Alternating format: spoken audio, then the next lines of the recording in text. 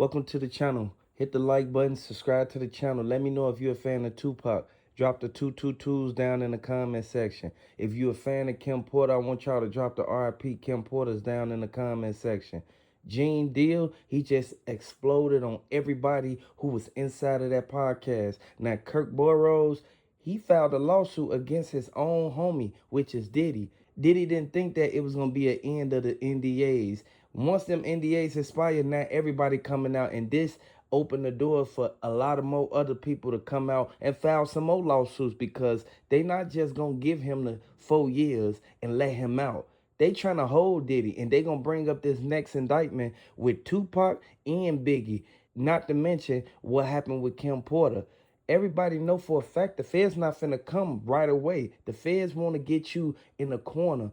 They have a 99% conviction rate, and regardless of how Diddy feel, he will get charged for what happened with Tupac. Now that 50 Cent done dropped this documentary, everybody know for a fact you cannot go out there and try to shut people up, knowing that Gene Deal and Jaguar Wright, they came out and said everything a long time ago, years ago, but now it's all coming to the light. 50 Cent and P. Diddy have been beefing for almost 2 decades. Their rap rivalry began in 2006 when the In the Club rapper accused Combs of having something to do with Notorious Big's murder in 1997 in his diss track, The Bomb. Combs later denied the accusations. In the years since, the two have come and gone back and forth with each other, with drama building as they both represented rival vodka brands.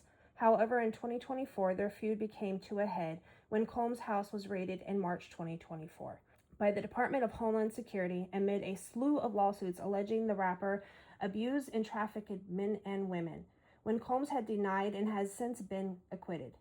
50 Cent has spoken up since then, claiming that he suspected Combs' alleged illegal behaviors for some time. Diddy, his lawyers was very mad when they found out that he was recording their conversations. And Diddy, he kept cutting the lawyers off.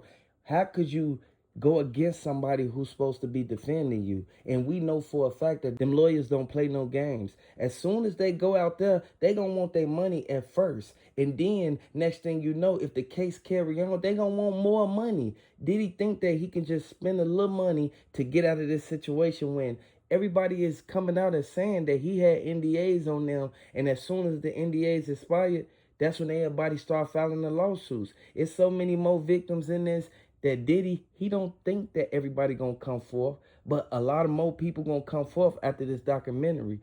Everybody know that 50 Cent don't like Diddy because of what happened with his baby mama, but you can't say that 50 Cent wrong for what he doing. But you can also understand one thing. Jaguar Wright been saying that Diddy been doing this to these people for years. You got to also realize that P. Diddy is fighting back behind bars. He's still fighting back. His mother even released a statement trying to, discredit some of the allegations that are in the documentary. 50 Cent and P. Diddy are about to go at it hard.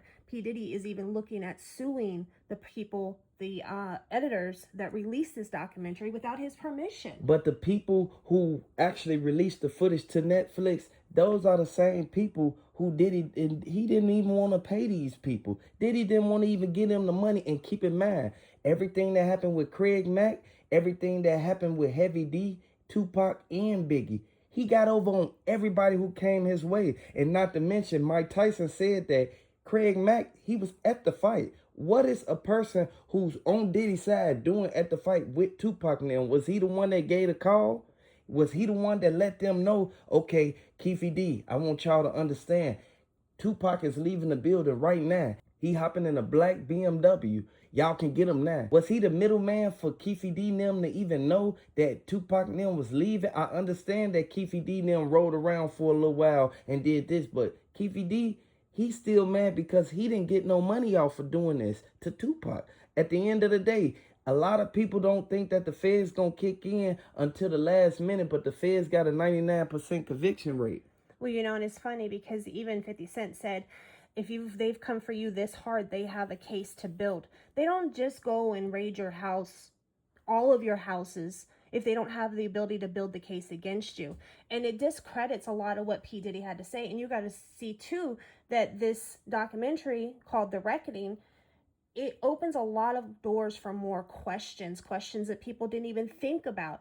And there's some answers intertwined in between, read the lines, in between the lines type of thing, because it gives light on some things that we didn't even know were going on. Nobody didn't really think that the feds was going to drop all them other charges, but they really couldn't get him on the trafficking and certain stuff like that. All they could really get him on is what he did to Cassie. But so many people coming out and saying that they used to work for Diddy.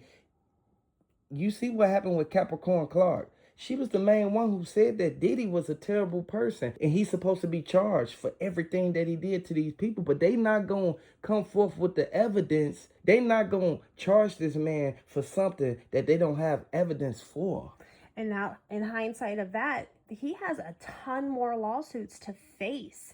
And I think that's one reason why he wants to fight this documentary so hard, because it sheds a different type of light towards those lawsuits. Now, some of them are financially, they can't serve time. It'll cost him financially. But still, it puts more slander to his name, and his name is his brand. But Diddy, he put everything under Bad Boy, but everything is in his mother's name.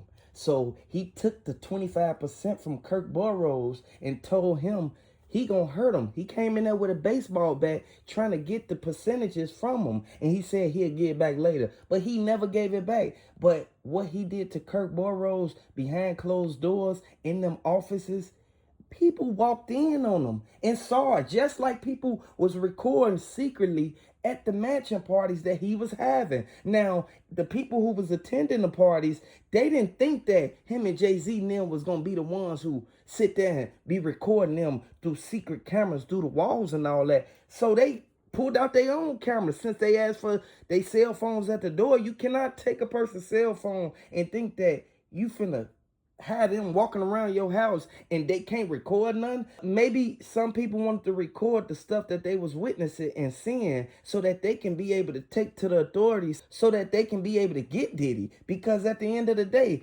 Jay-Z and the rest of them, their names got brought up in the indictment, and you already know what happened with Tupac. Keefy D, he telling everything, and he keep telling them that Jaguar right, she not wrong for what she's saying. Did he need to pay him? Did he need to help him? He begging out from jail. He begging Diddy to actually show him some love. At the end of the day, there's nothing that Diddy can do. Enough people have seen this documentary already. It is literally the talk of the town. It puts question marks over everything he has ever said. And okay, so there's probably a fan base that wants to believe him. But there's also a fan base that goes, no, that's enough evidence right there to say he's guilty. Diddy, he too smart for his own good. Keep in mind, not to mention he went to Harvard and he dropped out. Once he started manipulating everybody, he even manipulated the dude that put him on and tried to take his spot and tried to take his business elsewhere after he got fired from the company. He was the person who let all them kids run up in that building and got hurt. 9 people lost their life because Diddy threw an event and overhyped it. And because of the way he does business is the very reason why 50 Cent never really got down with him. He had ghost written on one of his albums, and that was about it. He didn't get down with him because he said that he liked to take credit for things that he didn't even have any involvement in producing. And he didn't move like that. 50 Cent pretty much has a higher standard than P. Diddy. And that's why 50 Cent had a work relationship with him, but nothing more. Who you think released the footage of Cassie? Who you think bought the footage and made them release it? 50 Cent did, because he wanted everything to get out there. And next thing you know, as soon as they censored Diddy, he come out with a documentary. It looked like the documentary was already made. It don't look like he just started on making a documentary, because they just sentenced Diddy a month ago. It take longer than a month for them to be able to even get that type of footage ready. Greg Caden, Kirk Burroughs, Capricorn Clark, and the rest of them, they was right there in the documentary as if they was right there giving their statement on how Diddy should be charged for what happened to Biggie and Tupac. Not to mention all them other people who lost their lives. It was 9 people who lost their lives. And this is when Diddy first came up. This is what made him popular and what made him famous. Well, even included in the documentary that the editors actually didn't want to put in there, there was also fresh footage of Combs from 6 days prior to his homes being raided. So this is something they've been working on and they were collecting data for. Somebody, and we've said this before, somebody in P. Diddy's own clique was gathering information. Everybody know for a fact you cannot go out there and do certain things thinking that you're going to get away with it. And you don't think that your name going to get brought up in these indictments when you was the main key player in this whole case. Hit the like button, subscribe to the channel. Let me know if you're a fan of Tupac. Drop the 222s down in the comment section. If you're a fan of Kim Porter, drop the RIP Kim Porters down in the comment section.